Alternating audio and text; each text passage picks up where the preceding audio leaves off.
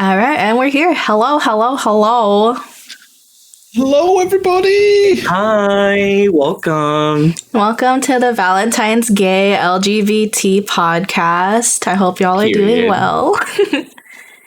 My name is Jess. I go by Carmelane as well. My pronouns are she, her, and we're just here today to hang out and have a good time. You guys want to introduce yourselves? Buddy, you want to go next? Yeah, sure. So my name is Daniel. I go by BuddyBoy126. My pronouns are he/him. However, I really don't mind whatever you prefer, honestly. And I'm honestly just really excited to be here today. I'm Hop. My pronouns are he or him, just the same. I go by Hopstar88, and yeah, I'm looking forward to having a good old chinwag with these two. Should be good. Should be good.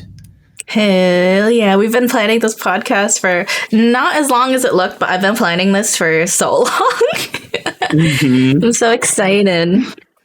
So, I guess the first thing I want to discuss is, on the topic of gender and sexuality, how have your experiences been with that, or just the experiences with the LGBT community? Should I go first?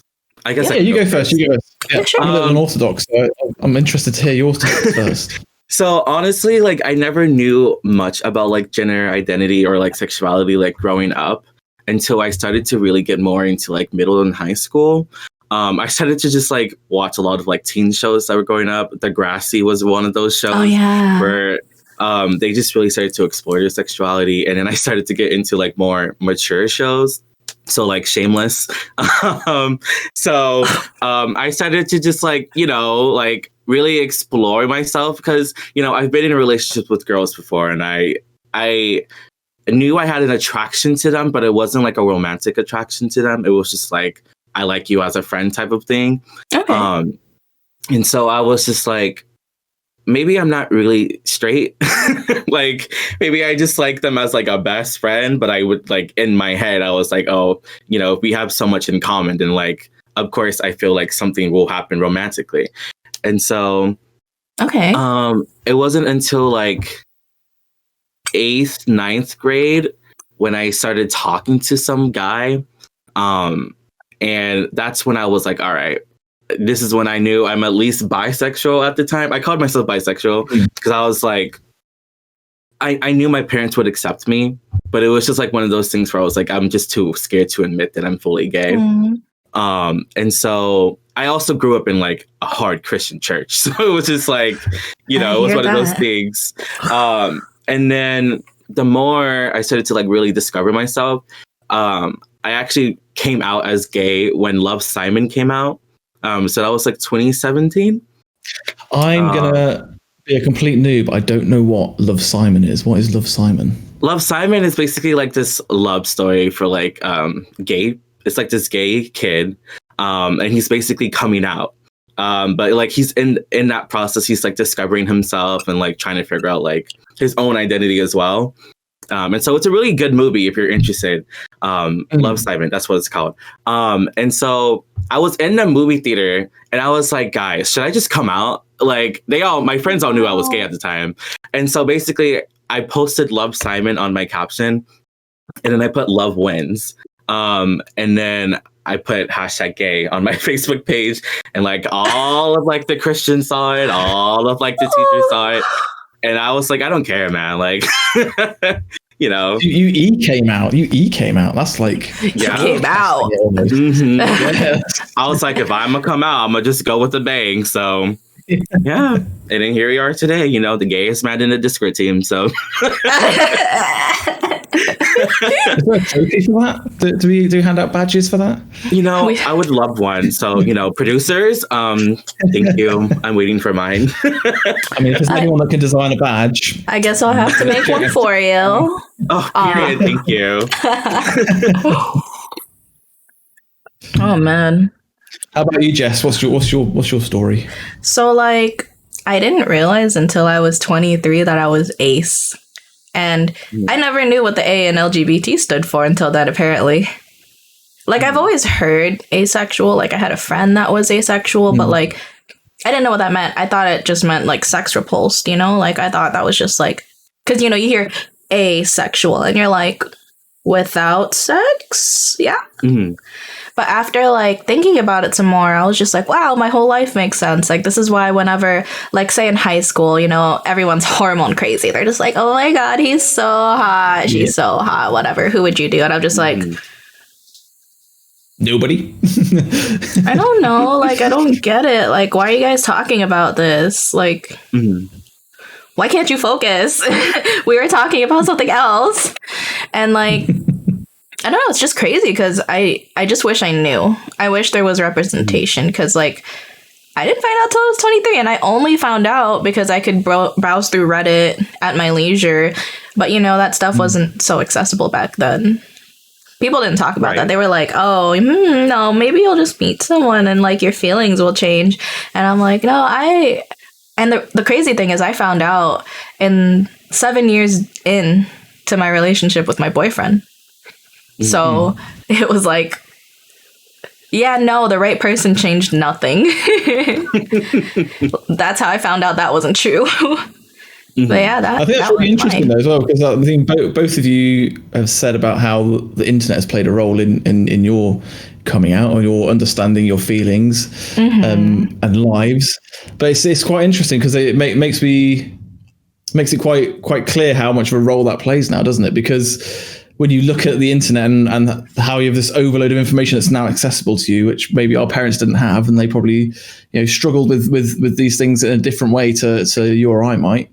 And then you see actually it's such a, what's the word I'm looking for? It's almost like it's greased the wheels of people understanding themselves. It's people can now look at all these things online and actually then reflect on themselves and say, hold on a second, that makes a lot of sense all of a sudden, doesn't it?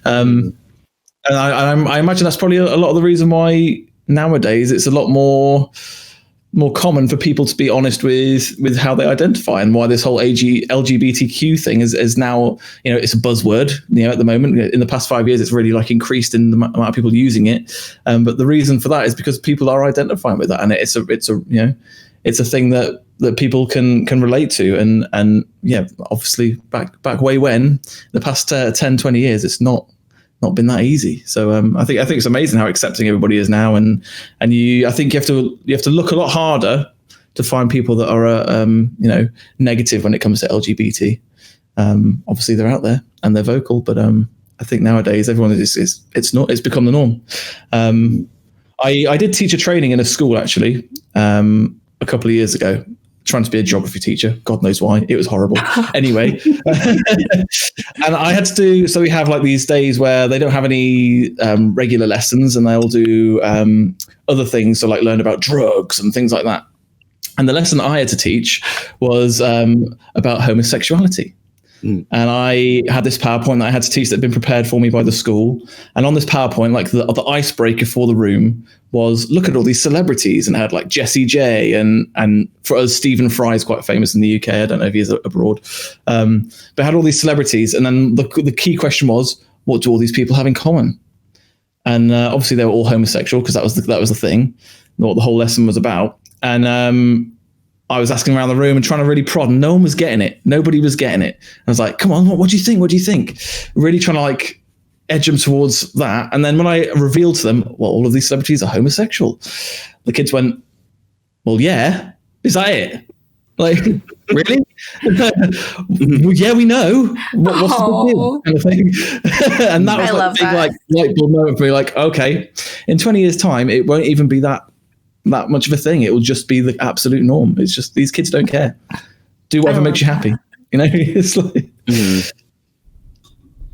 But yeah, I guess stemming off that, my sort of story, I guess to a certain degree, I'm the imposter in the room, because I am at least you're honest. We love honesty. Sorry guys, but I am heterosexual. But my background comes from growing up with gay parents, and how actually that was the norm for me. So my mum and my dad were together for probably the shortest relationship in all existence. I'm probably the biggest accident that ever happened in terms of being born. So when I was about 1 year old, my dad decided, hold on a second, this isn't right. I'm not feeling good about this, and went his own way. And then I started seeing him again when I was sort of 6 or 7 years old. And when I was 7, my dad came out to me. And quite similar to that lesson that I taught, I was like, well, yeah, okay. So yeah. And I think he was a bit shocked by that. But yeah, he spent a few years sort of getting himself into a position where he was comfortable after coming out and being honest with himself. And then he had to work out how I fit into his life after that. As a result, I have 3 dads. So I've got 2 stepdads and my biological dad. And it's quite normal for me to, hang out with my dad in theatre bars and go to drag and things like that. I think half of his street are drag queens. So obviously none to the standard of the drag race or anything like that. But and the town that he lives in is kind of the LGBT capital of the UK almost. So it's very, very common for people to be diverse in that way. And so growing up, it was just normal to me. My male role models in my life were gay men. So my background's a little unorthodox, but I feel like I don't want to oversell this, but I feel like I have an understanding of LGBT to the best that's possible without actually identifying as LGBT. Right. And it's a big part of my life, even if I don't identify with those values necessarily. I feel like I'm a big advocate for it and a big supporter of it. But yeah, that's me. That's so awesome. Me tearing up. Right? Don't do that. I'm just like, wow, like, I don't know, it's just so nice because like having the complete opposite growing up is just it's just so jarring. It's so nice that was able to exist in that time, and like for people to be open about that kind of thing. And the beautiful thing also is just showing that, hate is taught. You as a 7-year-old were just like, yeah, okay. Right. Where's my dad? Where's my other dad? Yeah, exactly. There's so many people out there that are just like, especially like, no offense to religious people, but like the hardcore Christians where they're just like, homosexuality is like you're born bad, like, like it's a sin. And I'm over here just like, you indoctrinate people to believe it's a sin when in reality, like, like if you taught like a kid when they're growing up, like, are they any different than the normal like heterosexuality person? Like obviously a kid's gonna say no because like at the end of the day they still love the same, like, love is love at the end of the day. So you obviously knew that when you were 7 years old. So I wish people would learn that. I didn't know any different, and then going through school, especially secondary school, or I guess you guys call it high school, you then start to realize, oh, everyone else is different. Well, my dad's more awesome than your dad, so actually, never mind. So, honestly, you just go and you're like, "Hey, have y'all ever been to a drag show?" And they're like, "A what?" Yeah. Mm-hmm. You're just like, you can't come with us then. Every Saturday night, it's drag play your cards right, or drag your cards right, they call it. And, that's cute. It's normal. I want to go one day. I can't wait till things are better. I've never been to one. We need to go before I leave for college. So what you both need to do is you need to come to the UK and you need to come to a place called Brighton. And I'll take you around all the places. They have an event every year as well called the Drag Race. So it's a coastal town, so it's by the sea, and up and down the seafront they have a race where it's only allowed to be drag queens in full drag, and you have to I don't know how long it is, like a 1K or something, or 200 meters, I don't know, but and it's a big celebration. And when they have Pride in the UK, Pride is usually in Brighton, and also because the best place to have it would be this place. It's on a place called James Street usually, and my name is James, so obviously. Really, it's a really it's a cool vibe in Brighton. It's very, very different. It's a great place to be actually. Yeah. Wow, that's wild. I always wanted to go to the UK, but now I just really want to go to the UK.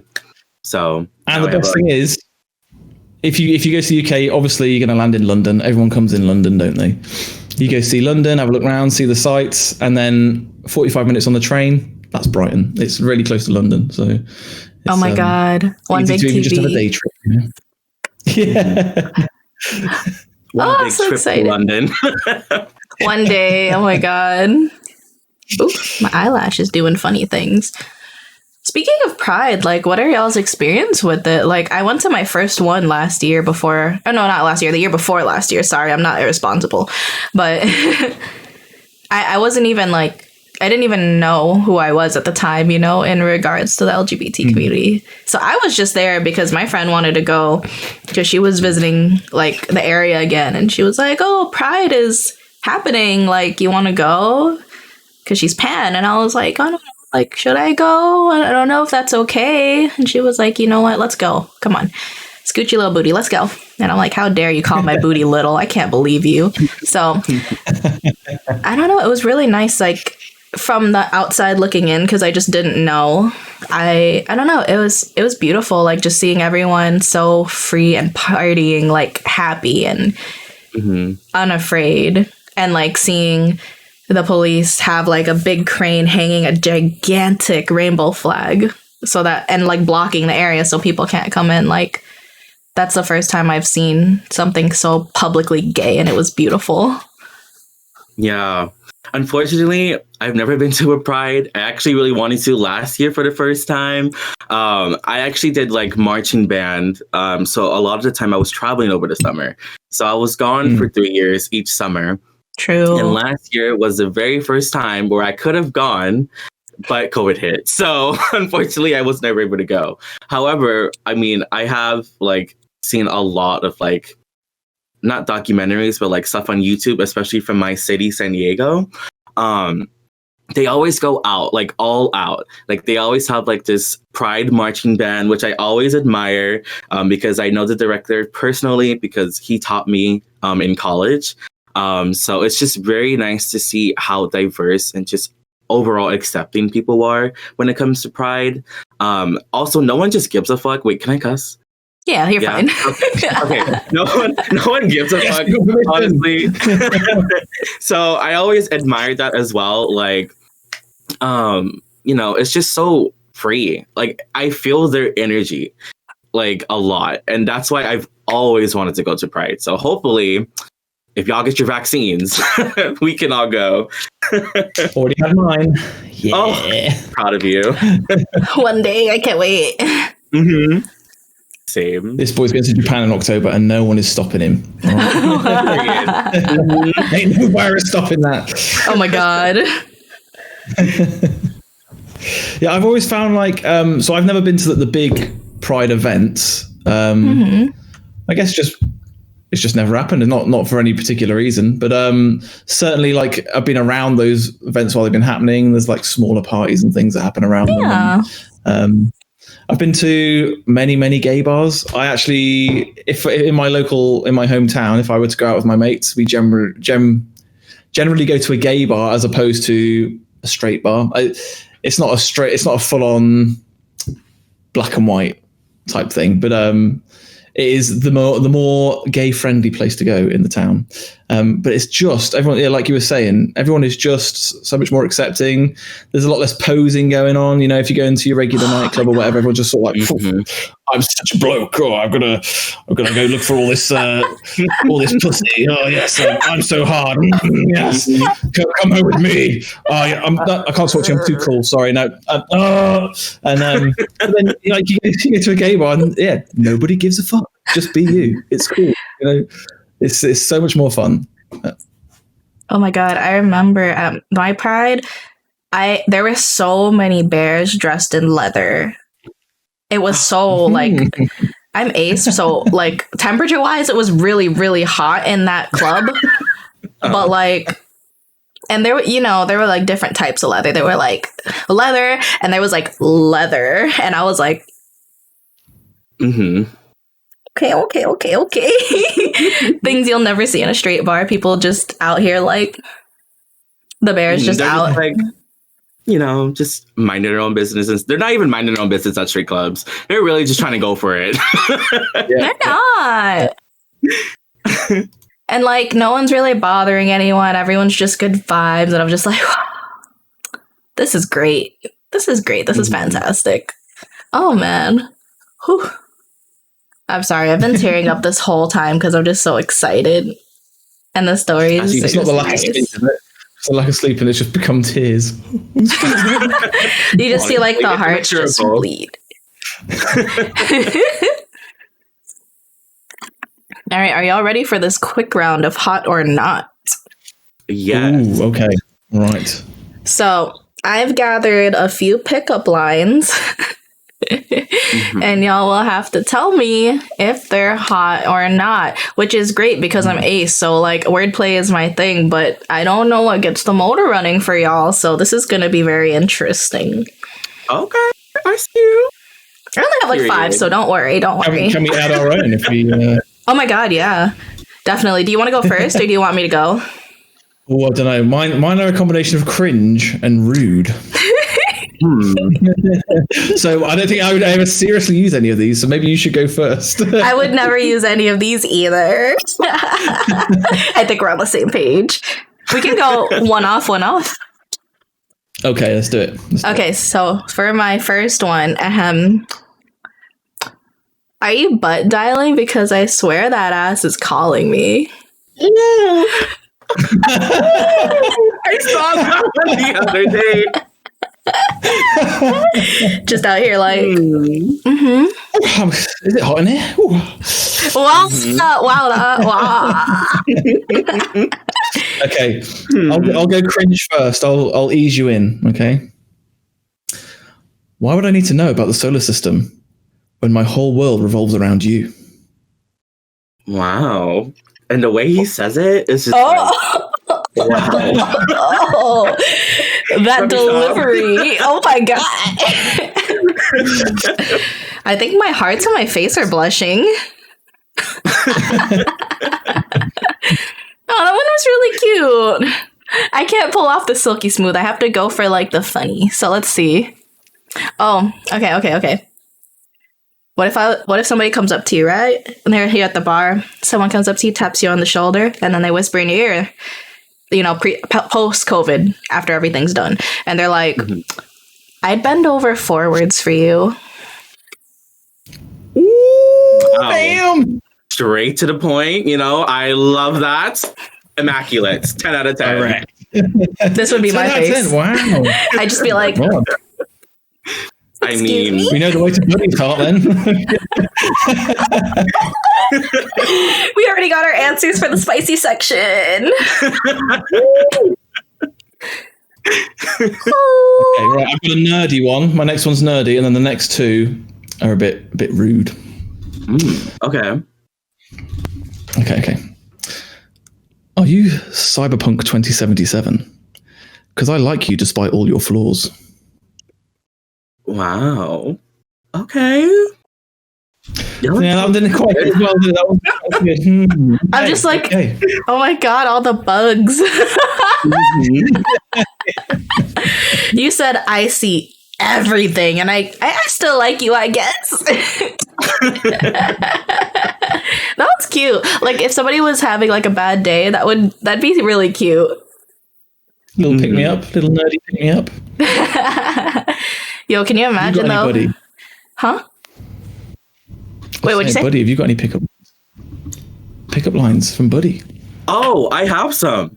Well, I only have 2, but okay. This one's really short, but I can't think straight when I'm around you. It's really cheesy, I'm leaving. Man, he's gone. Obviously, you know why. And then this one's like a love one. But I thought happiness started with H. Why does mine start with U? Ooh. Okay. I'm a words of affirmation person, which we'll talk more later, but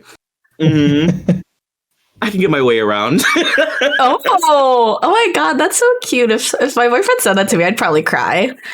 And then I'd run away. That's so cute. What the fuck? Why are all mine so cringy? It's okay. I love it though. I love it. That's what it's about. It's supposed to be cringy. Yeah. Mm-hmm. Whoops. Okay. Y'all ready for the cringe? Yeah, I'm ready. Do you want to come over and eat what my mom made?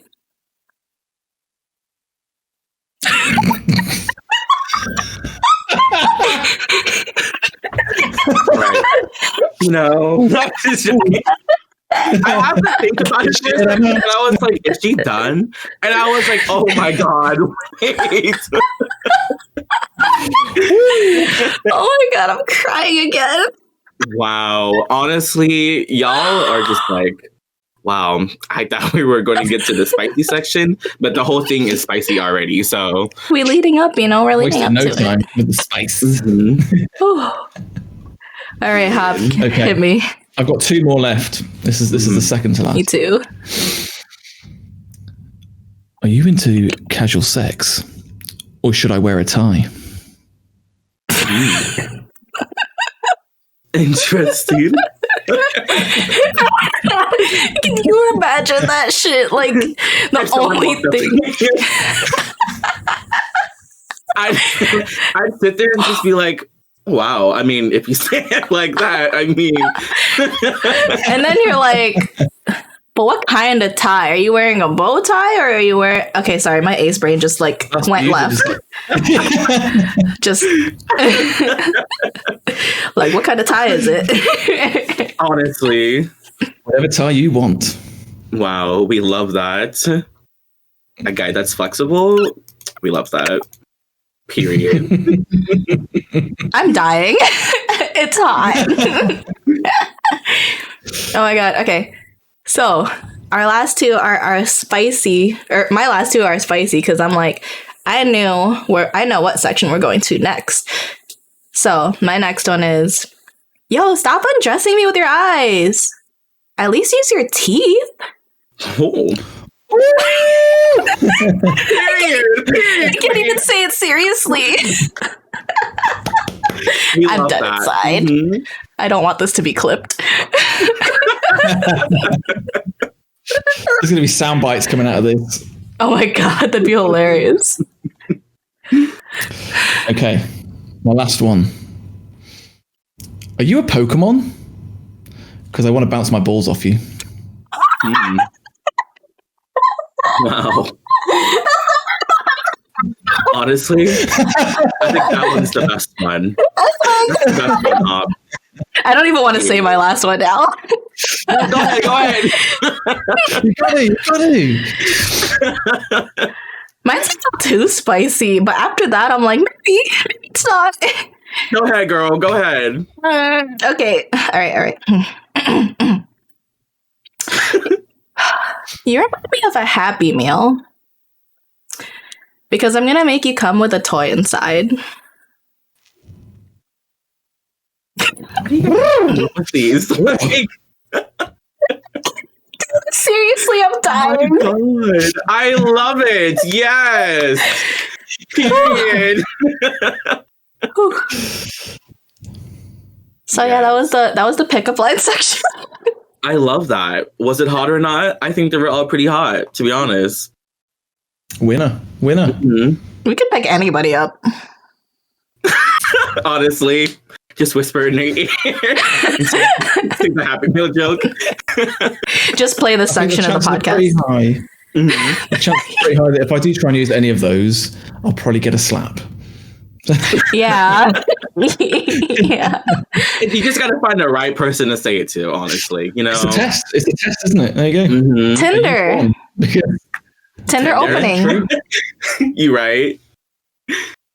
Or Bumble, where it says like those random like questions you can ask them. Just throw in your pickup line and see if it works. If you get blocked, that's your slap. Mm-hmm. Moving on. There you go. Yeah. Honestly. Oh my god, that was really fucking spicy. But you know what else is fucking spicy? Some questions that Buddy has for us. Oh, period. I'm a little worried about this. This is the point where I feel like I might be in an interview. So I sent you the questions. Oh, you sent them to me. I DM'd them to you. Okay. So these are just normal questions that like people in like the gay community usually ask each other. But I feel like it can just work for everyone, honestly. So question number 1. Are you the dominant one or are you the submissive one? Ooh. I mean, I am the dominant one, I would have to say. Wow. Okay. We love that. We love Amanda. I'm open to a bit of submission, you know? Mm-hmm. Okay. Yeah. Put me in my place. Prove me wrong. Okay, yeah. I'm done screaming. My mom's gonna come in here like, what the heck is going on? And I'm like, tops, mom, tops. Oh my god. I would definitely say I'm sub, but it's even funnier because like I took a kink test with my stream community off stream. My server is full of submissive people. We just formed a little sub community. We love that, honestly. A kink test? What's this kink test? I've not done a kink test. So there's a thing called, I think it was originally like BDSM.com or don't just type that in, but it's either BDSMtest.com. You have to Google it. Don't type it in. And there'll be like a kink test and you have to do like, they'll give you a scenario and you have to say like how much you would like that or how much you don't like that. And it's a very long test. Take the long one so you know. And it gives you take the long one. It gives you percentages. So it'll be like rope bunny, brat tamer, and things like that. So okay, yeah. That's definitely something we could do. Have you guys done the purity test before? Or no? Yeah. It's basic. Oh, you have? My number was pretty bad. I don't remember what mine was. I need to retake it. So, basically, Hop, what it is like it asks you like random questions to see how pure you are, like how honest you are, or like innocent. And so, okay, yeah. The higher the number, the more innocent you are, and the lower the number, the more like naughty you are. So mine was like not so low, but it was just like, wow, really? Like, so it's out of 100, and I think my number was like 46, and I was like, honestly, I'm not surprised, but I'm a little surprised. It's not really that innocent at all. I think I took it like 5 years ago, and I was at like 30 something. Honestly? Oh, wow. Okay. That's not, at least it's not zero, you know? I had a friend that got 13. 13? Wow. You know, at least he's done it all. You know, he lived his life. We love that. He had some fun. And I was like, okay. Maybe it's my turn. I'm just joking. Jess is just like, no. It's not for me. That life ain't for me. But, you know, I don't judge people who do.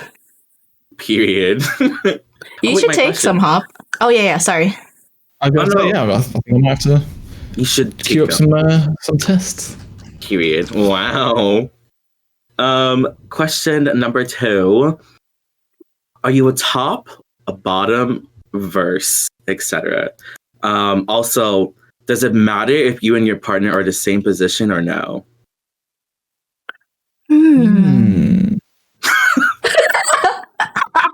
Wait, what's verse? You can do either top or bottom. Okay. To you. I mean, for me, I prefer bottom. I feel like it was pretty similar to my last answer.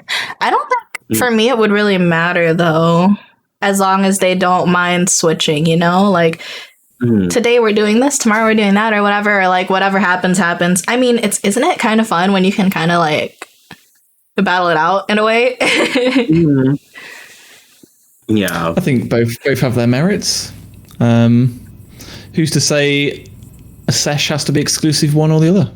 Maybe you could mix it up, throw each other around a little bit. Period. That's Yeah, so- for me personally, I'm versed. I actually used to be top. Like I was just like strictly top. But now I think like the more I just got older and more I'm just like I don't care anymore. Like whatever happens in the whatever happens, you know? So like I think I just started to just be a lot more open-minded of that. And I'm just like, one day I may feel like I'm a top, one day I feel like I'm a bottom, one day I might want to do both. So, and I think like for the second question I had, or like if it matters if you and the same partner are the same position, I personally don't think it matters. Honestly, like at the end of the day, like sex is like part of the relationship, but it's not one of those things that really matters. You know what I mean? So I think it's easy to, you can overthink it. I think it's go with the flow. Yeah, feels right. Absolutely. You can overthink these things. Yeah, like at some point you're just playing chess, and like how are you supposed to focus on both? It sounds hard, but like not in the right way. Hey. Period. Oh, and then my last question was, what's a turnoff for you when it comes? It could be like bed, relationships, anything. I'll have to go last because it's gonna go into the next section. I have a lot, so there's a list. Oh, wow. Okay.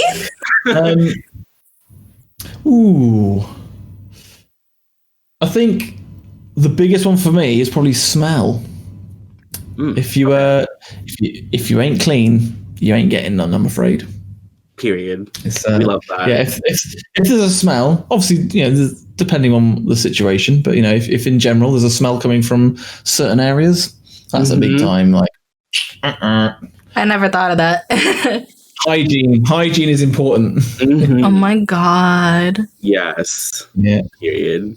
Okay. I have hooked up with people in the past, and it's been they left, and I can still smell them in the house. No. It's like, no, get out. Oh my god. Those are the worst. Where you have to get like the spray, like spray the house. Yeah, exactly. A whole can of the stuff. That's mortifying. Wash it twice. Not good. I think. Yeah. Okay, I can't just think of one, but Okay. like, I think for me, like in different scenarios, one, like when it comes to like talking and communication, one of my biggest pet peeves is when people leave me unseen.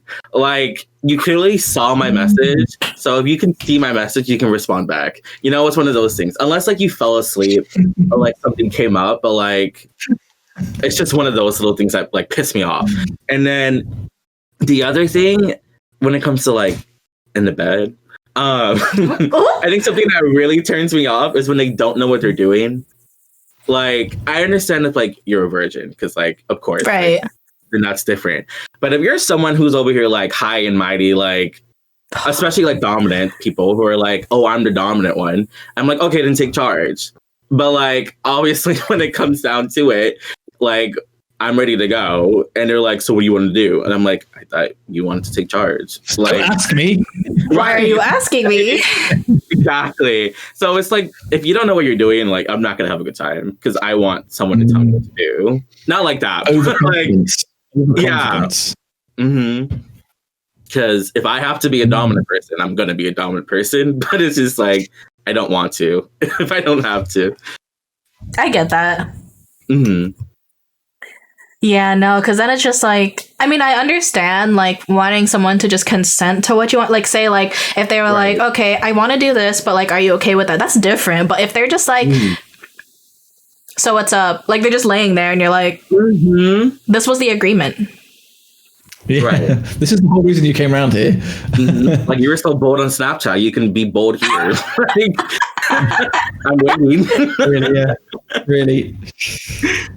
God, no. I think I can't.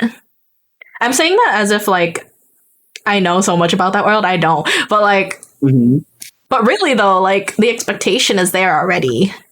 Like, don't do that to yourself if you're gonna do that. Just be honest, like at that point. I think sometimes when it's the first time somebody's hooking up with another person, there can be like a stage fright. kind of element to it, I guess. But then that's what communication is for. Like, don't start talking a big one and saying that you're this, this huge bear or whatever, who's going to dominate everything, and then not put your money where your mouth is. Just be honest. So. Honestly, that's how everyone has fun. Right. Like, a lot of people, especially like on dating apps, are like, I don't know if it's like for the same for every spectrum, but like especially like on Grindr for like gay people, there's so many people that are just like all talk, and they're just like, oh, I'm gonna do this, I'm gonna do that, like just wait and come over. And like, I've never been like the hookup kind of person, but now I'm 21, so I really don't care. Like, of course I do, it's safe, but like, especially because I'm leaving soon, so like I might as well just enjoy my life a little bit before I leave. And so, like, I meet up with these guys, and then like nothing happens. It's just like awkward silence, or just like 5 minutes of us just like talking or whatever. And I'm just like, so are we gonna get started? Like, if we wanted to date, you should have specified a date. Right. Like, I could have took you on a date, not in a car, but like I could have took you to like a restaurant. So I'm over here just like, wasting my time. Seriously, man, I'm TTF. Let's go. Absolutely. Like, that's what it was. And even if things change, because people can change their minds, and that's fine. But like, say something. Don't just be sitting there like. Yeah, but you know what? I think that's a skill that's becoming lost a little bit. Not necessarily just in this context, but like everyone talks on chat and and types everything. No one really talks face to face as much anymore, especially at the moment because of the obvious. I think it's a lost skill. Sometimes people just don't know what to do. They're all big on when it's written down, but actually face to face, that's very true. I grew up in like a very like traditional household where like when it comes to like dating, we're like take them on a restaurant and like I guess like for me like personally, like, even though I grew up with like two moms, they always raised me to be a gentleman. So I really do appreciate that. And so like a lot of the times where like people go on, like I will go on dates with people, it's always like really awkward for them. But like I'm always like a very interactive person already. So like I'm always one that has to like lead in the conversations a little bit. Cause like I think they're just not used to it, especially because like Hop was saying, like a lot of the times, especially in today's society, we talk on social media, and that's how we like, especially during these like COVID times, that's how we talk to people. And so they're not used to like actually dating in person unless it's like through high school. And like, yeah. And like high school dating is not the same as like an actual adult date. Like, like I want to actually get to know you. Right. Like, I don't already know of you because Susan said something that you said 3 weeks ago that she found hilarious. Right. And I was like, damn, he's kind of funny. Let me go find out what he's about. And then we go to the movies and sit there and nothing's going on because it's a movie. Why would you go to the movies? That's for later. But yeah. Yeah, that's a terrible idea. Oh, man. Right, I need to hear this list, Jess. You've been stringing us along. We need to hear this list now. No, we're actually on love languages. We'll come back to dates because I feel like that deserves a whole discussion. But before we talk about dates, we gotta get to know ourselves, right? Have y'all taken the love language test? I did. Yes. So... Oh, should I just go first? Mine is words of affirmation.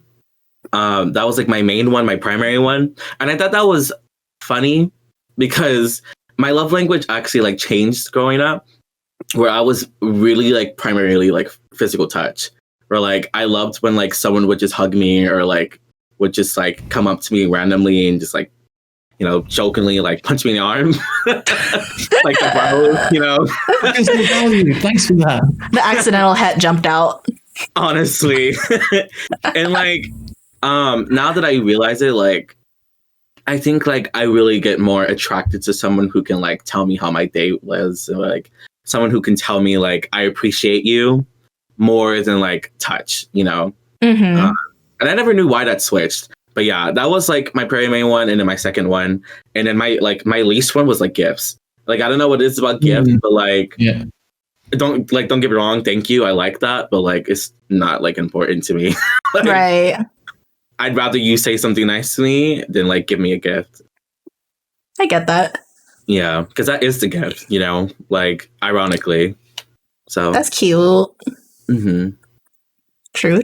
What about you, Hop? So words of affirmation was my second one, but it was very close. So I got quality time and words of affirmation, and yeah, then I don't know what my gift was. Gift giving on mine, that was 3% for receiving gifts. So it's not about material stuff at all. It's just I'm more about experiences and going to do things and spending quality time, as it says. Not just sitting around watching Netflix all the time and stuff like that. Although that could be part of it. Sometimes if that's what works, but actually having going and doing adventurous things or spending time just the two of you. And to be honest, I didn't really. I've never done it before, and it's quite an interesting thing to go through. The kind of questions that they ask you, but they make it very obvious. Like, would you like this, or would you like to receive a gift? Right. This, or would you prefer if someone gave you something? I was like, no, obviously the other one. But yeah, it's quite interesting. Yeah. I think the only thing with the description is like undivided attention. I'm not so big on like you have to be paying attention to me. Like I'm here right now. I'm not about that. But just being in each other's company is more rewarding to me than just going, hey, have this and that, or I've spent money on you again.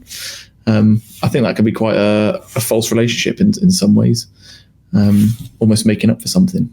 That's my opinion. Anyway. I can see that. I can also see like, I guess how I see the gift giving is like, I was at the market and I know you like these chips, so I got you a bag of them. It could be simple too, but I definitely think like the more high ticket things that are only high ticket, like you're just trying to buy them out, that's totally different. But like for me, physical touch was number one because I grew up. I didn't even know what a hug was until I was like 11.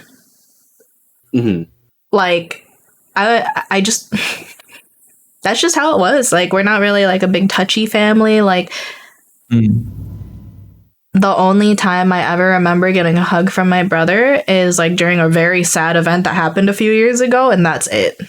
I'm 24. Like so that is definitely my number one because I think I lacked it a lot growing up. My number two is words of affirmation. So I'm just like, we're all up there. We all loving to hear nice things about each other, which is good because I think people need encouragement, especially like in a world where everything is just memes now, It's nice to see like some sincerity as well. Right. But then again, we're all on the same page here. So people probably like, I love memes. I don't need that. And that's totally okay too. And gift giving was my absolute least. Hey. We're all on the same page there. That's the thing for me. So with the big V word coming up, Valentine's Day, I kind of feel like, I don't know, it's a bit of a non-event for me. Everyone has their own reasons and their own feelings about it. But for me, I always feel like, why do I need to be told to do something nice for my partner on this day of the year? Can I not just, it's better if it's a surprise, isn't it? So, hey, I surprised you with this, or, I just felt the need to spoil you, or I don't know, to say nice things to you or whatever. Why do I have to do it on this day? Because this is the day that you do it. I don't know. I get weird that. For me. We still kind of celebrate it, but we don't. It's not a serious thing. It's like, oh, let's go have a takeaway, or because of COVID, or let's go for a walk somewhere we wouldn't normally go, or I don't know. But it's a bit like for it to be expected to buy chocolates and flowers and things like that, or whatever. It seems a bit odd to me. When if I want to surprise you with some flowers, then hey, it's an actual surprise. Right. I don't know. Bit weird. It feels a bit commercial to me, and a bit. I don't want to say false because that's not the right word, because people are sincere when they celebrate Valentine's Day, but it just doesn't feel as genuine to me. I don't know, because it feels like they're obliged to do it and they've done it because that's the done thing and not because they want to. I don't know. That's me. No, I definitely agree because like I remember when I first started dating my boyfriend, he said the same thing. He was like, why do I have to show you I love you today? Like I show you every day. And I'm just like, yeah, true. But when you're young, it's so commercialized, and you're like, oh, every TV show, it has it. Like somebody going all out. When in my high school, people would walk out of the car with balloons they bought themselves, like 20 balloons, heart balloons, just up in the sky. Like that was a normal thing that happened. And I was just like, man, like as a young kid who doesn't know anything about that, you're like, man, I kind of wish like I was that excited, or I wish like I was that happy or whatever. But now as an adult, I'm just like last year, my boyfriend came over. He brought like just like some of my favorite chocolates, and then we made pizza together at home, like homemade pizza, and we just chilled, like we tried to make a heart-shaped pizza. It kind of worked. Circles are better. Yeah, I feel like that's more enjoyable than like receiving a big gift. You know what I mean? Because like, stressful. I feel like a lot of us are more like quality time people, where like we really care about like spending time with you on Valentine's Day than receiving this big balloon that like we're probably only gonna use twice. So like, I feel like a lot of people just go all out for no reason, especially in like Valentine's Day, especially like commercial and like high school, where like you buy all these big things and then like something comes up. It's just like, what are you gonna do with it now? So it's just like, did you really need those things? That's another thing. Like, what do you do when all's said and done after that, Like, then you go back to, it's like a high. Like, you get this big high off of Valentine's Day, and then the rest of everything else in the year just feels so mundane. But, like, that's just what it is being with someone. Not mundane, but, like, every day is, like, joy, joy, joy. It's not like, oh, it's another day. It's another day. Can't wait for Valentine's Day. They're going to get me this. They're going to get me that, Totally fine for gift-giving people, but for me, I'm just like, eh. I don't have a problem with it. It's just, for me, it just doesn't seem... Yeah, it seems a bit disingenuous for me. I don't know. I get that. Give it to me on the 13th. Yeah. On that specific day, why today? Kind of thing. Like, that's why we're live on the 13th with this podcast on Twitch. Yes. Show the community. But yeah, that was cool. It's nice knowing other people's love languages, because it's not just important for relationships. It's great for friendships too, because a lot of the time we love other people how we want to be loved. And we don't realize that until it doesn't match. And they're just like, why are you doing this? And you're like, I'm just trying to help or whatever. But it's really important, I think. Good to know.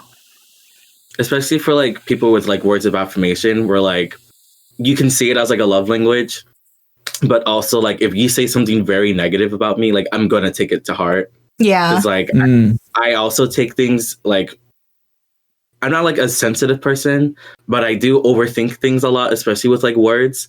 Because like, people always say sticks and stones may break my bones, but words will never hurt me. That's a lie. Words hurt, man. Like, so like if someone was to say something very positive, I'm like, oh my God, thank you. But like if someone says something negative, I'll take it to like at least like a 3-day, like I'm crying in my bed, like type of thing. So, got to think of that if you have friends that are like very sensitive with words. Oh, yeah. I have friends that are very, like, vocal. Like, they're not afraid to tell you how they feel. And I'm just like, oh, my sensitive little heart. Okay. I've had to do a lot of work being like, okay, I will take half of that into consideration and not take it at full face value because it's half a joke. And I'm just like, okay, guys. It's tough, but, it good things also come with like, the other half of it. But it's so good to know. It's my favorite part, because I'm just like, oh, now I know how to communicate with you. I know how to like cheer you up if you need it, or if I want to just send you a really nice thing other than gifts. There's a way to do it. Or with Hop, it's like, oh, we'll play a game or something. Like, hey, you want to play a game? You want to chill and call something, Right. It's just so good. I have to ask y'all, though.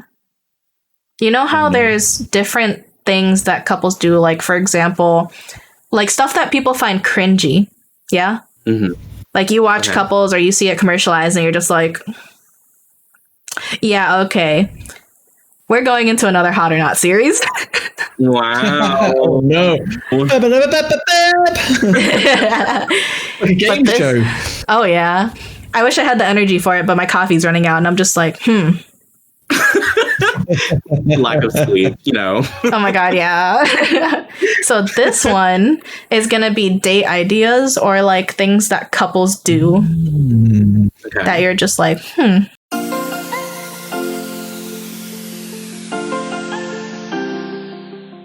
Are you a content creator that feels like they would like to network with other creators? Or maybe you've started streaming and would like some help getting started? OneBigTV is a Discord server and Twitch stream team whose goal is to create community among content creators. Check us out with a link in the description or at discord.gg/OneBigTV. That's spelled out ONEBIGTV. Hope to see y'all there. Hot or not date ideas, yeah? And couple things. Matching clothes. Ooh. I think that's kind of cute. I don't know if Hop thinks so. Before. Like me and my ex got matching My Hero Academia t-shirts. So I thought that was cute.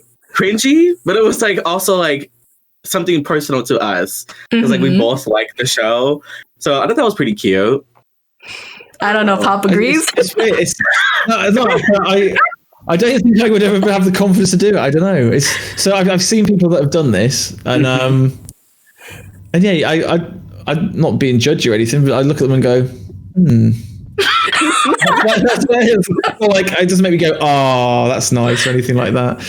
I tell you what, it actually reminds me of a little bit is when I was living in Asia, you'd get Korean tour groups, and they'd all wear the same t-shirt. And they'd all be following someone with a frog umbrella or something like that, and they're in these big tour groups, and it reminds me a bit of that. It's kind of like you belong to me. I like if you have a matching shirt that's I'm with stupid kind of thing, or that kind of thing. Oh no! You know what I mean? Where they're not exactly the same clothes, but they're it's a set. I could probably do that more. Yeah, I'd be more down for that. But literally the exact same clothes. Not to mention, as a 6'5" bloke, it's really hard to get clothes that fit me and also my partner at the same time, I'd imagine. So, because clothes don't fit me. That's So we could try, but maybe fail. Okay. I have a friend Have you done it before? Me? Huh. Yeah. Well, either of you. Have you done it before? Well, I mean, besides the My Hero Academia shirt, not really. I used to be that kind of person too, Hop, where if I seen someone wearing the exact same thing, I'm just kind of cringe, not gonna lie. But I think cute cringe. Right. I think if it's one thing that's matching, I don't mind that. Where especially I love personally the Disneyland shirts that you would get, or Disney World. Oh yeah. Where it's like Mickey and Minnie Mouse, or he's mine, she, whatever. I can't pronounce today. You know what I mean? Where it's stuff like that. I find that cute, unless it's interesting. Out there. Yeah, if it's too much, I'm kind of just so cringe. But I don't mind it. It's kind of cute. Okay, so that's funny because I find the I'm with stupid stuff really cringy. Fair enough. Yeah, fair enough. Just because I personally when colors match, so I'm if it doesn't even have to be the same piece of clothing, but if y'all are matching colors but in your own style, I really like that. That speaks to me. I can live with that. That makes sense. Yeah. I think that's really cute because then you're just complimenting each other. Right. I mean, I'm not gonna lie, I do have a thing 1 and thing 2 shirt with my boyfriend, but we don't wear it anymore. It was special occasion. Yeah, it was because we were in Universal and it was cute. And then now I have no reason to wear it outside because then they're going to be like, oh, where's thing 3? And I'm like, you stop that. You keep that negative juju away from me. So, yeah, it's really funny because that. I think you can wear those things ironically. If you're wearing it ironically, it's cool. That's when you start going seriously, you need to be wearing that shirt because I'm wearing that shirt today, kind of thing. That's where it's a bit from afar, you can't tell. Again, you can't tell if it's ironic or not. So, honestly, and yeah.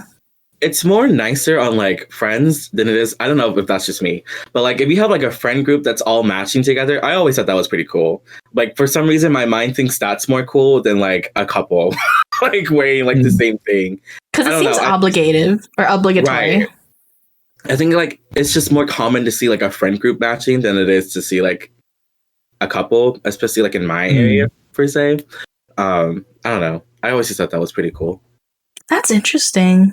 I've been out of school so long, so like I haven't even thought of that in a while. When I see friends wearing matching stuff, I think they're part of like a group or an organization. Right. So that's what I think. But that's interesting. Me and my friends have done that in the past, and it's been for like a party, like a New Year's party, or that's cute. Whatever. So we've done like we all dress up as old men or whatever, and we all wear like really old, crusty clothes and have like white hair and Zimmer frames and stuff. Or we've done we all dressed up as Freddie Mercury one New Year. That was a good one. So we were like, so you know, I Want to Break Free, where he's hoovering the lounge and he's in drag. Yeah. So we all had like the pink sweater on and the tights and the short skirt and wow. You can't find heels in my size, so that didn't happen. But yeah, we all went out, you know, dressed like that, and so yeah, it's more of like a fun party thing as opposed to like a serious I'm with my partner thing. I'm with stupids. Oh, that's great. All right. So we have I think the rest of my things are mostly date ideas. So here we go. So hot or not, a walk in the garden, like a botanical garden. I wouldn't say it's hot, but I would enjoy it. I'm in Florida. It's hot. Oh. I think that's a nice safe date. That's a nice safe date idea because you got a chance to talk, to get to know each other. There's potentially going to be distractions, and I think that's a key thing for me on any like good first date is there's things to distract you, to make you sort of be yourself, and because everyone has like how they portray themselves and they want to be on first impression, and then there's the real you, and it's how quickly can you get down to that to see if that person's, you know, somebody that you like. So I think, yeah, you've got the potential to like, hey, I know this thing about those birds over there. How geeky is this? But check this out. I know about that thing. Or, I mean, did you know that this plant grows in Japan? You know, or, you know, things like that. And if people think that's really weird, then they're not the right person for you, are they? But yeah, I think walks are generally, yeah, it's a safe bet. So yeah, I think Buddy's right. Not hot, but yes, positive, hot. Maybe this should be like a yes or no kind of deal then, rather than hot or not. I mean, do you have some that are hot? Then like, or are they all just like yes or no? They're more yes or no because I get it. Because I'm like, I mean, I can add some sizzle to it.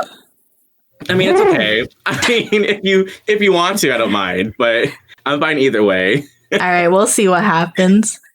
Okay, so how about movies, since we were on the topic of it before?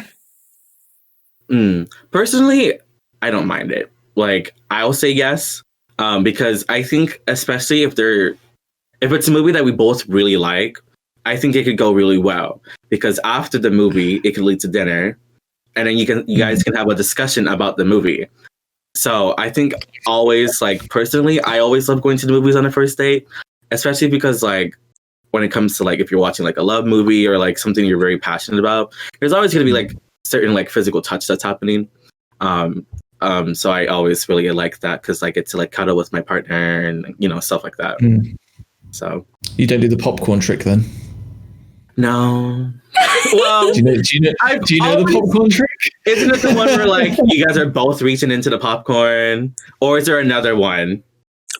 So there's one where, as the guy, you can position the popcorn on your lap, and as the popcorn goes down and down and down, there might be a secret gift at the bottom of the popcorn. Oh no, it's not dick in a box. Oh no, it's basically dick in a box. Oh no. God, why? No, I haven't done that before. Well, that's game changer. There you go. I've not done it either, to be fair. I think movies work if you pair it with something else. If it's just let's go to a movie and that's it. But it's good if if you're an anxious person, then it's a good icebreaker, isn't it? Because you get to be comfortable in that person's presence because you're going to spend an hour and a half, 2 hours sat right next to them, potentially not talking. And then, yeah, like you said, you could talk about the movie afterwards. And yeah, it's just it's an icebreaker, like I said, I think. But right. Yeah, just movie on its own, you're not really chatting to each other. You're not really learning anything about that other person. So you go out, you're probably coming out just as clueless as when you went in. True. Yeah. Okay. Good points, y'all. Good points. Good points. I don't like movies. Just right off the bat. I have ADHD and it's very hard to focus during movies. Like halfway through the movie, my mind is out. It's gone. It's on the pizza that I really want to get, but also like I don't know if I should have pizza on a date because it's gonna make my stomach feel weird. Like I am 3,000 miles gone somewhere else, and it sucks. Just finish. I need pizza. Yeah, and it sucks because my boyfriend really, really loves watching movies. Like that's what he did in his spare time before. He'd just watch stuff, and we've done stuff where like we'll compromise and we've marathoned the X-Men movies, which y'all know there's a lot of X-Men movies. So, and then he'll ask me questions about it, and I'm just like, oh, I'm so sorry. I was paying attention, but I don't I have bad memory too. So I'm just like, I don't remember. Like I swear to God, I was watching it, and if you asked me during it, I would have been able to tell you. But after, I'm just like, I would be the worst person to take on a movie date. I wouldn't have anything to discuss during dinner, not a damn thing. So movies are a no for me. I'm having that with my girlfriend at the moment. So I've got her watching Neon Genesis Evangelion. She's never really watched anime before. And I was like, well, let me show you this. Oh boy. And it's the biggest mindfuck ever. And so after every episode, she's just like, I have a million questions. I'm like, but I can't answer some of those because it'll spoil it. And then, yeah, so we can't do too many episodes at a time. It's like 3 episodes max at a time. And then kind of have to like let her think about it a bit. And I feel next time I see her, watch a few more. But yeah, can't do the whole marathon thing. It's asking a lot. And that's why we don't do them anymore. Oh, God. Okay, so how about theme parks? Yes. Yeah. I am someone that loves roller coasters. Y'all, I am single, so once COVID hits, if y'all want to go to an amusement park, please someone take me. I love Six Flags. I love anything. I think it's such a fun first date, especially because you get to see their limits, if that makes sense. You get to see how much they can handle. I'm someone that's a very like excited adrenaline person. So like I love anything, especially, well, I don't like horror stuff, like and scary stuff, but like I love the thrill of like roller coasters. So they're just gonna take you during Halloween Horror Nights. Oh no, I'm probably not. Sorry, y'all. I can't even play Dead by Daylight. So understandable. And Hop, you're a full yes.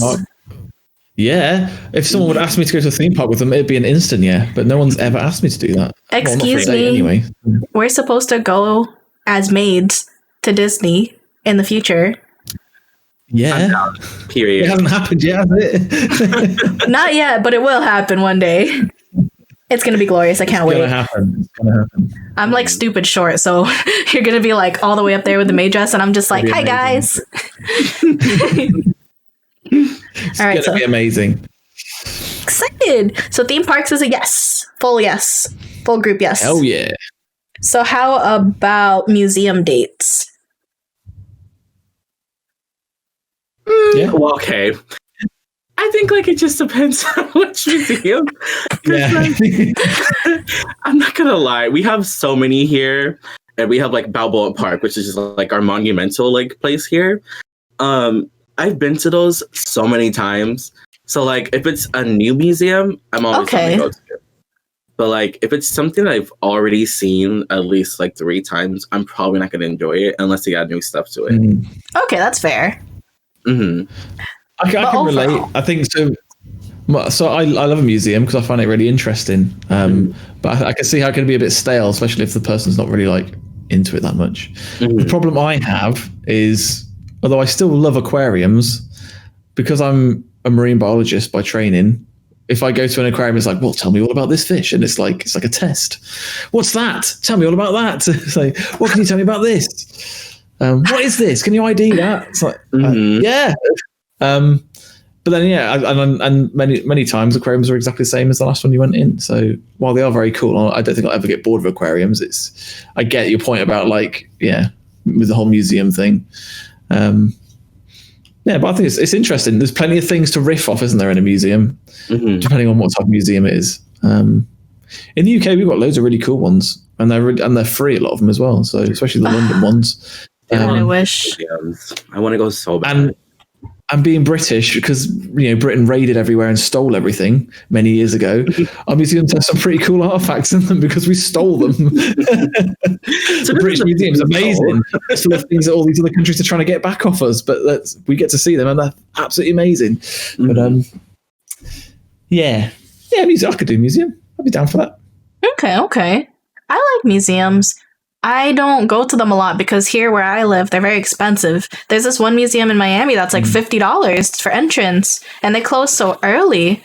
And so I don't go to museums often. So I would love to go to a museum because I don't know. Like you said, there's so many things you can talk about, and it really shows off the person you're with if they can riff along with you, if they can take something, even if they're not interested in it fully, and just spin it in a fun way, I mean, that's also asking a lot of somebody, so I wouldn't say it's like a first date kind of thing always, but, like later on, you're just like, oh, just bantering. It's nice. Some bants.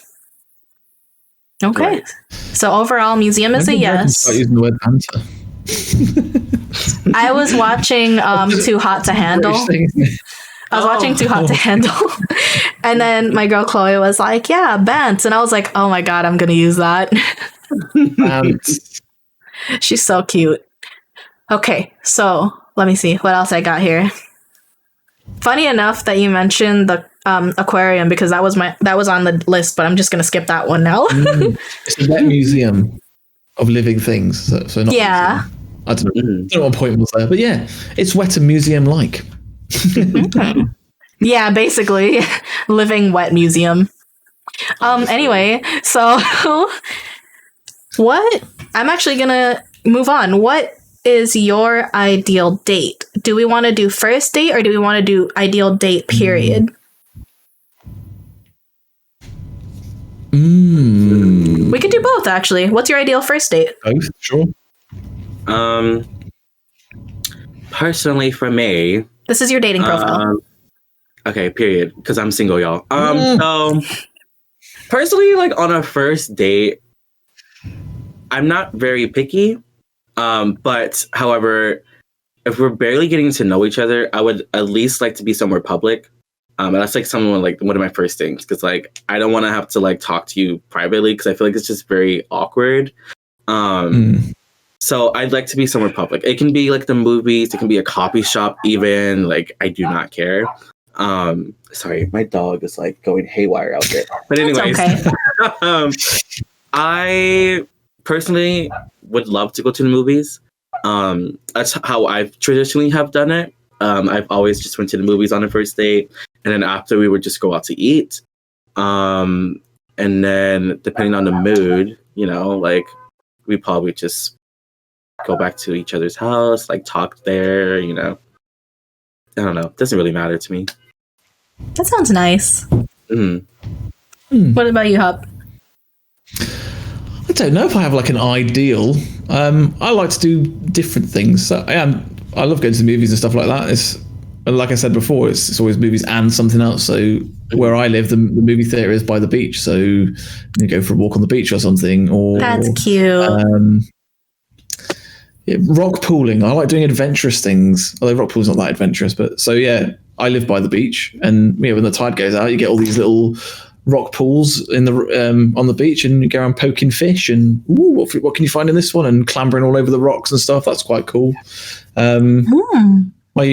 My girlfriend, one of our first dates is I took her fossil hunting. So in the cliffs where I live, like they have like rock slides and things, and when those happen, you can like pick up a rock and break it in half, and sometimes there's a fossil inside it. Oh, that's cool. And I took her to completely the wrong place where there were no fossils, and the tide was in, so you couldn't get around the cliff. So yeah, that was really good. That was a good date. That one. That's really cute. But yeah, like just being inventive. I think not just like board game cafes are quite cool. That's quite a good one. You get to see what someone's really like, especially for a first date. You go to like you're playing a board game. Are they competitive? Things like that. Or just like sitting down and doing some Lego or something. I don't know. Anything cool. Obviously, that's subjective what cool is, but anything cool.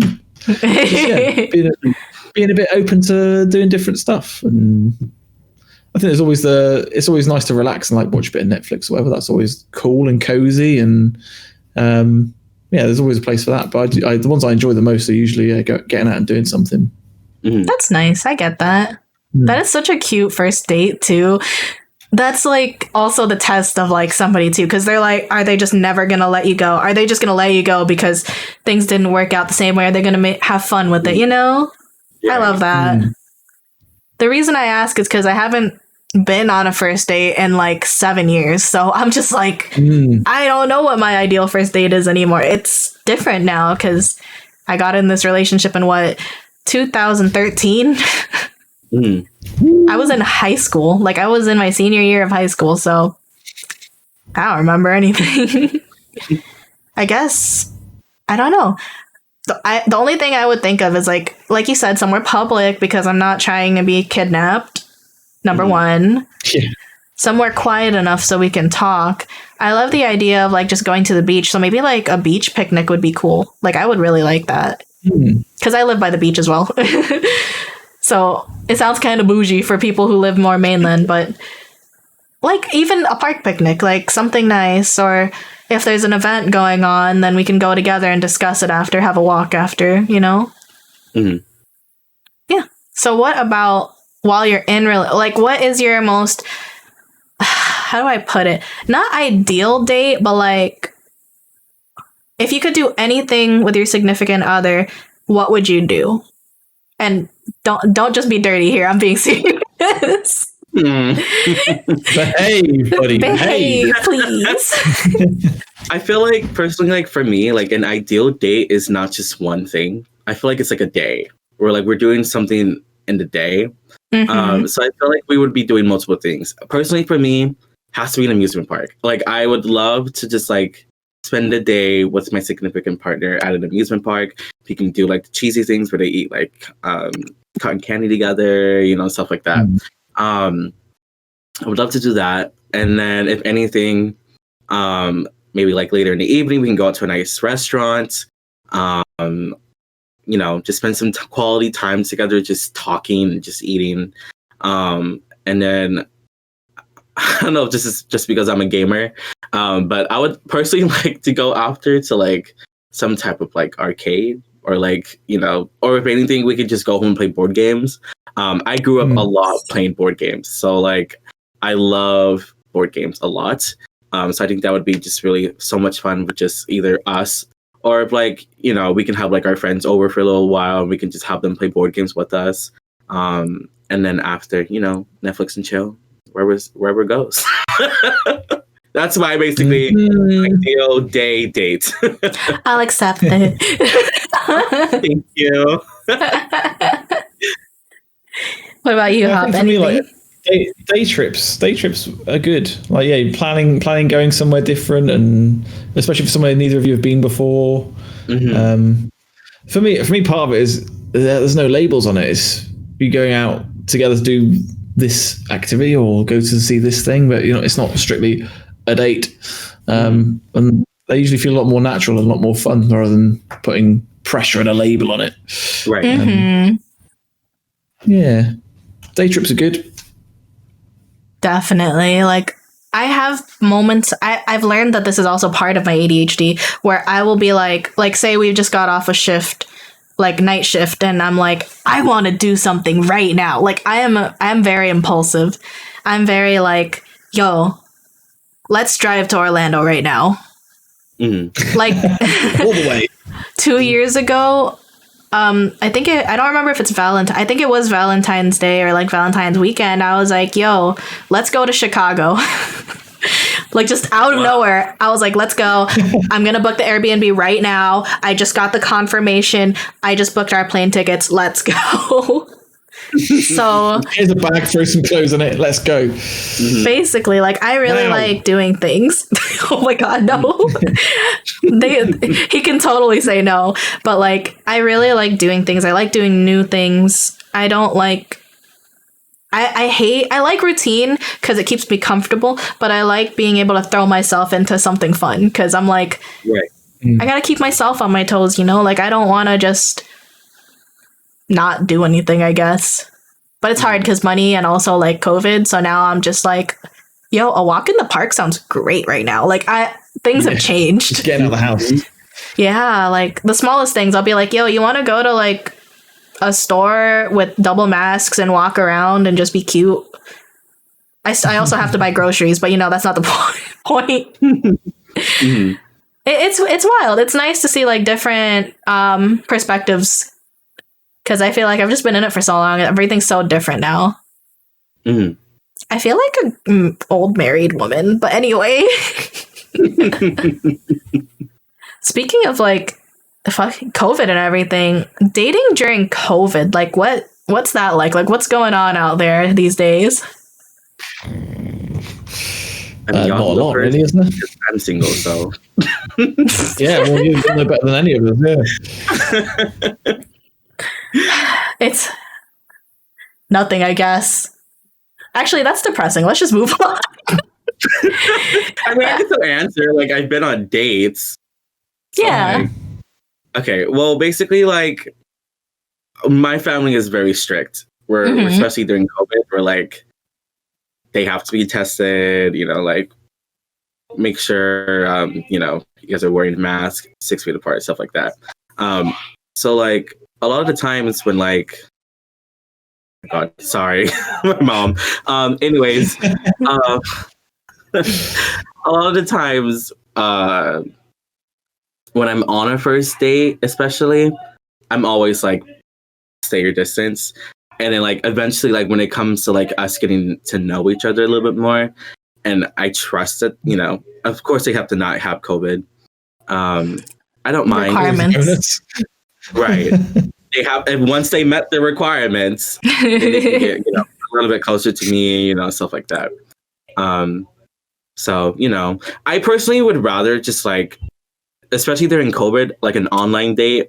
I know people like find that cheesy. I don't know why, but I don't mind a Zoom face call. Like we can just play a game or something. Like, there's so many things you can do online now. So exactly. See, I'm quite fortunate here in a way that so in the UK we have lockdown at the moment, so you're only allowed to leave your home if you're doing exercise, and it's only for 1 hour, or I can leave to go to work, and that's about it. But as a person that lives on their own, you know, I can have a support bubble, which means I can go to one other person's home and treat it as my home, and we can mix and interact. So luckily for me, I literally go to my girlfriend's place, and I go here, and I go to work, and they're the only places I ever go to. Well, supermarket, but yeah. So fortunately, yeah, if you're a single person, and if you do meet that person online, say, then virtually, or on your exercise, on your walk, meeting each other, you can then elect for that person to be in your bubble if you live alone, and it can work that way. But you got to be really careful with it. Like you really got to think forward about. Right. Okay, I'm in your bubble, so I'm not gonna see my parents during lockdown then, but I'm gonna see you, kind of thing. Exactly. Yeah. Yeah. That's kind of what I was getting at. What was that? That's how I've been working it. So that's that's been my experience so far. Yeah, because I'm like, I don't really know what's going on out there. He's really the only person I see right now because I'm just like, well, the world's a shit show, so we're just hanging out. We stay home. Occasionally we'll go get groceries or something together because, you know, that's our dates now. Right. And I'm just like, okay. Yeah. Because, like, he doesn't live here, so it's like, all right, well, that's what we can do. That's something we can do, you know? Like, I gotta go get eggs. you want to come with me? Like, I can get you some chips. Like, is that one of your chat lines? Hey, I want to go get some eggs. Oh my god. That too, yeah, I guess. Oh my god. But yeah, like online dates, I don't know why people find them cheesy when they're literally the backbone of everything right now. Like, come on, y'all. Just you can do it. You can do it. Online dates work, like Zoom works, playing games online work, like, and board games. If you like board games, there's a game on Steam called Tabletop Simulator that you can download a whole bunch of different types. Like, that's what I did with my friends. I fucking love board games. I forgot to mention that earlier. Yeah, you can even play, like, you can play regular cards, you can play Uno, you can play something difficult like Betrayal at House on the Hill, which I really love. I really like stuff like that. Yeah. So. And if you get pissed off, you can flip the table. That's the best part. It's your table, so you can pay for it. Exactly. So, like, I feel like there's just so much that is available. High five to the nerds. All of us geeks out here, because we were doing it already, so we're okay. But those are definitely like things you can do with people. Watching stuff online is kind of hard now because like Netflix and Hulu, they kind of block the screen share thing now. There's a specific code that they use to block it. So you could just do the whole I'm going to click play in 3, 2, 1. Exactly. I use Netflix Party. I don't know if they blocked that now. But like Netflix Party is like something you can use to like connect both of your accounts. So you're both using the same account, or not. You're both using your own individual accounts, but you're both playing it at the same time through this different software. And so, yeah, you guys can chat through it, and like you guys can talk to each other on there. That's cute. One person is in control of like pressing the play button. So that's what I've been using a lot when I'm talking to people. I have a question. So for movies, are you guys the type to just like kind of be silent the whole time, or do you guys talk shit about things as it goes on? It depends on the movie. Like, okay. Yeah. I mean, like, we're probably going to talk about this, like, Valentine's Day movie. But when I was watching To All the Boys They're Loved, or whatever it's called, on Netflix, I was talking so much shit during the movie. I was like, what are you doing, girl? Like, hello. And, like, you know. But if it's, like, a Disney movie where, like, it's so, like, not, like, emotional, but, like, it's one of those movies where you just don't want to say anything because you're so invested into it. That's probably when I'm, like, I'm not saying anything. So I think it does depend on the movie. Okay. Yeah, I think you got to judge the room as well. Like, you can make a sly little comment here and there, see how it's received, and if they're talking back to you as much as you're talking to them, then you know, okay, well, I'm going to rip this shit up. Yeah, and if it's like a comedy or whatever, then yeah, it's fair game. Yeah, we watched the new Mulan on Disney.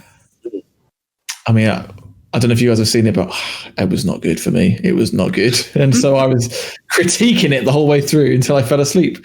But we were both, talking the whole way through it, like, it's not what we expected. Oh, no. Right. Yeah. And like, the old one's so much better.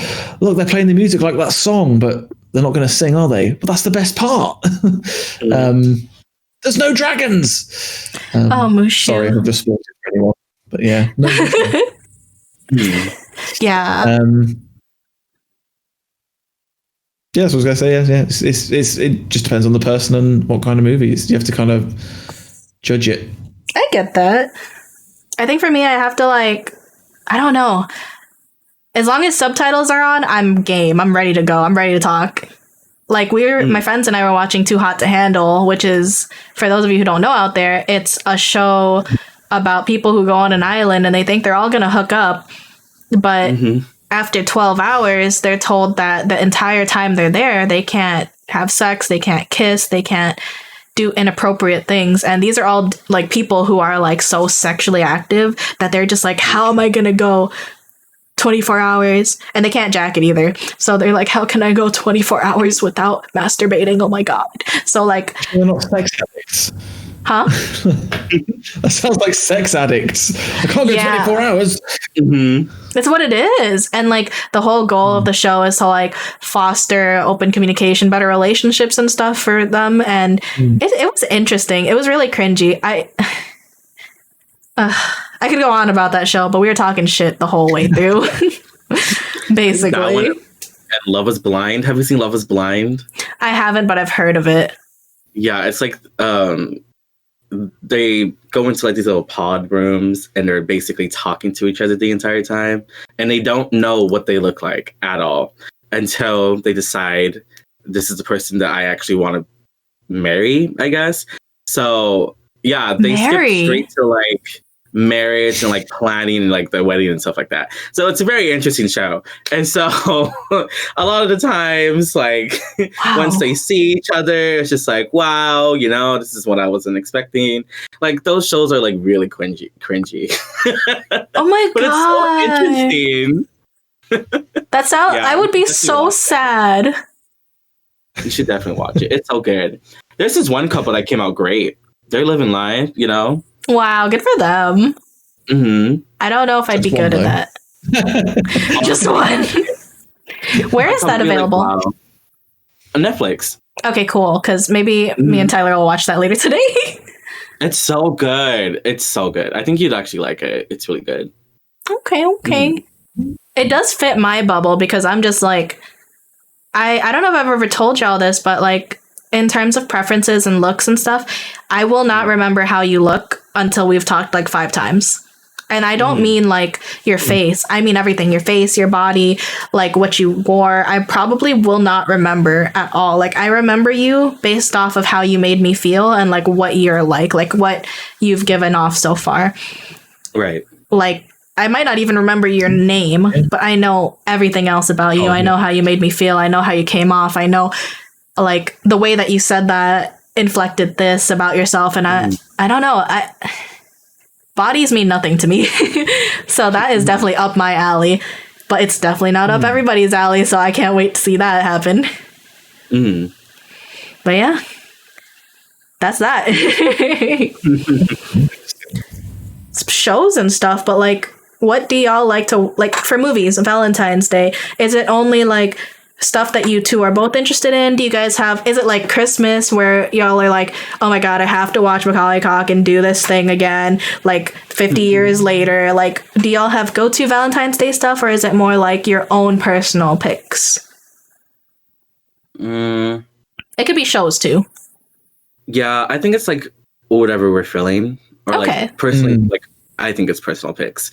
Because like I know like a lot of people on Valentine's Day watch like a traditional Valentine's Day movie. I've never been like that. Like one year I could be feeling anime, one year I could be feeling a comedy show. So like it just depends. So yeah. It's that classic of, oh, what do you want to watch? And then you scroll and scroll and scroll and scroll and scroll and scroll and scroll and scroll and scroll. I don't know what I want. What do you want? I don't know what I want. What do you want? Yeah. But there's this classic like Valentine's movies, I suppose, isn't there? Or like you rom-coms and stuff like that, or like The Notebook. Yeah. Dear John. Slumdog Millionaire's quite a good one. Which one? Slumdog Millionaire. Have you seen that? I love that movie. Yeah. Great film. Yeah. Yeah. And I think like Notting Hill is another one that's a bit like that, a bit of a classic rom-com that's really good. Very British, though. It's very British. Yeah, it sounds like. Incidentally, Notting Hill is where they hold Pride in London when they do have it. So, writing that down. They have like the big Brazilian street parties and stuff like that over there as well. The Notting Hill Carnival, they call it. So, yeah, musicals are always a good one, I suppose. That's not really exclusive to Valentine's Day, I don't think. I was just curious because I'm just poking around for ideas for myself, you know. We love that. You know? It's okay. I'm not even gonna lie about it, but I'm not a big movie person, so you know, there's that too. I'm just here. I don't know. Like, I feel like my sister and her girlfriends and all of them, like, all her gal pals or whatever always watched like The Notebook, Dear John, and Nicholas Sparks. Oh my god, I almost said Nicolas Cage. Nicholas Sparks movies. I've never really been interested in them. I mean, The Notebook was really sad when I finally really understood what was going on, but like I feel like why be sad on such a nice day? Unless you're feeling like getting emotional, that's different. But that's just how I feel about it. I'd rather just do fun stuff than sit around and watch a movie, because I'm like, I do that every other day. Yeah. I guess. It really depends. It really depends. But I guess my movie pick would probably be something I don't have to pay attention to. I understand. Yeah. I'm just sitting here like...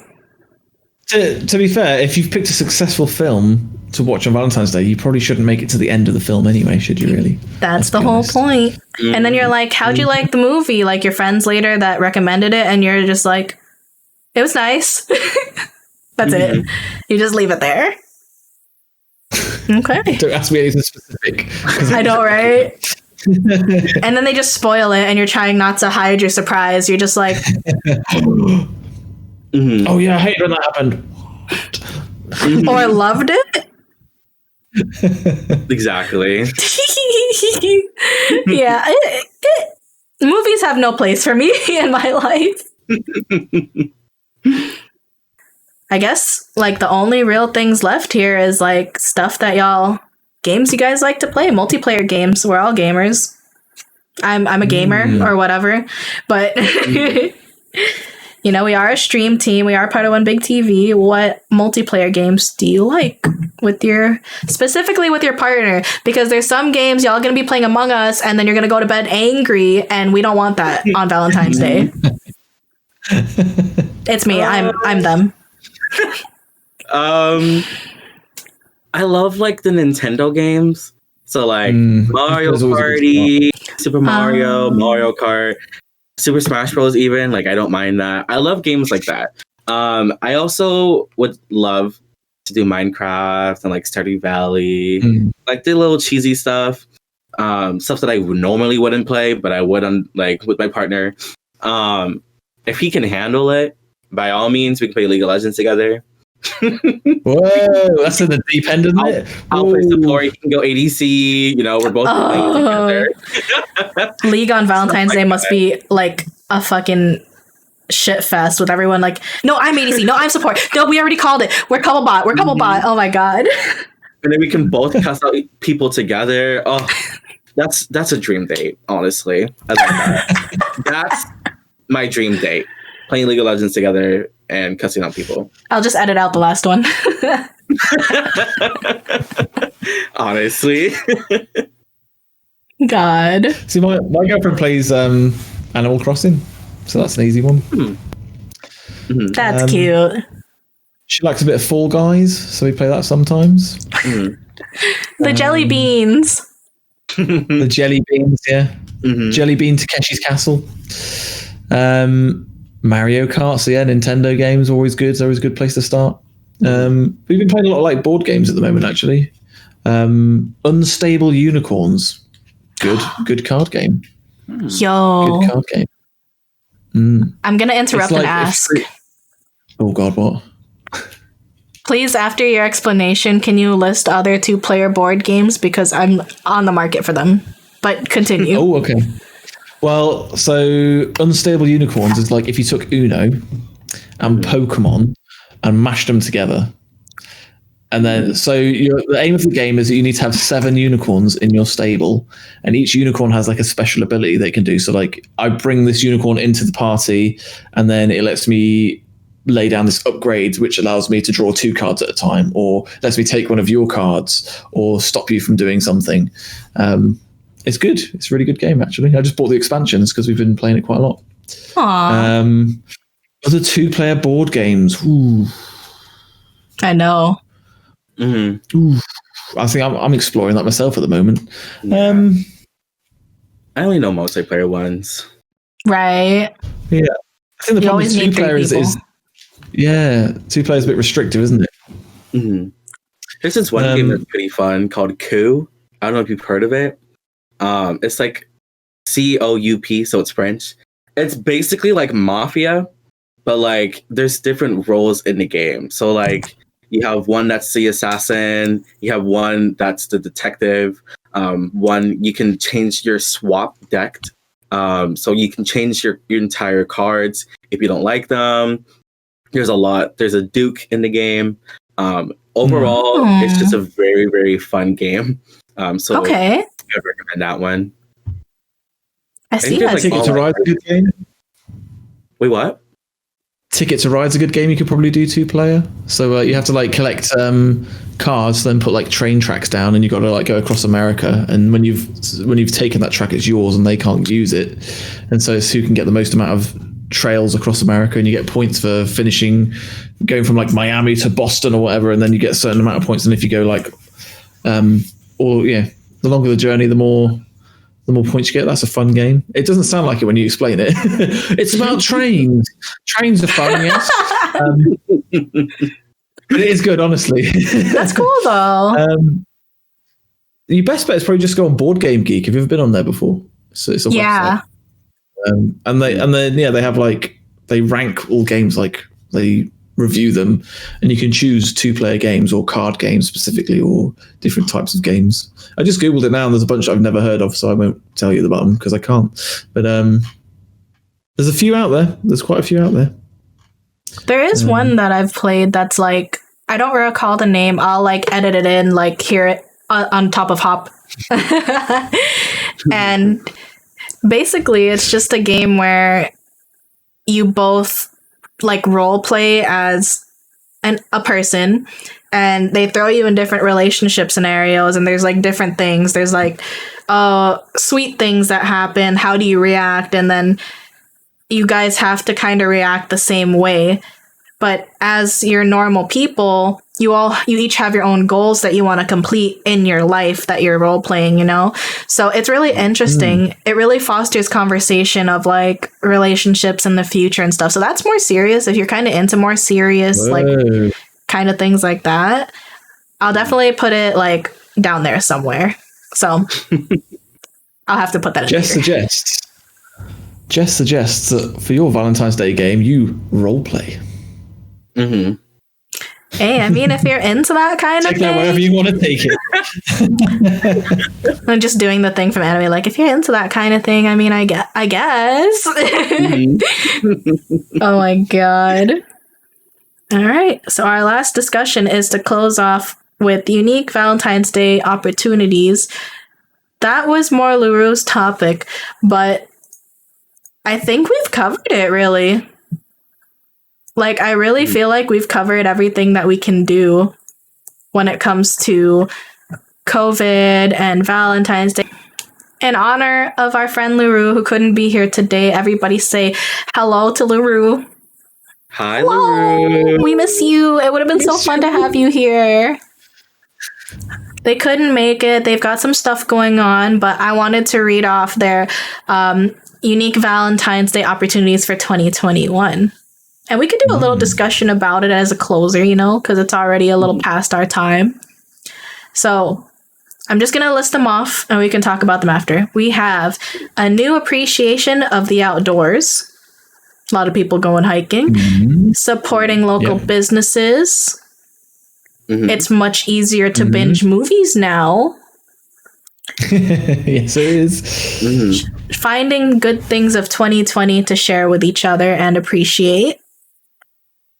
And also letting them know that they were the best part of the pandemic. Oh, wow. That's really cute. Mm-hmm. That one is real cute. Yeah. I honestly... I think a lot of people, they're going outdoors a lot more than they normally would, aren't they? I think, but like we were saying about going on walks and things like that, people are just doing it out of that's the only thing I can do, really, now. But it doesn't mean they're discovering their local area a lot more, and who knows when we can all go back, when we all get back to some kind of normality, will people keep doing the same thing? Right. Like, people are exercising now, aren't they, a lot more than they would normally, and will they keep it up? And I hope so. It'd be really nice.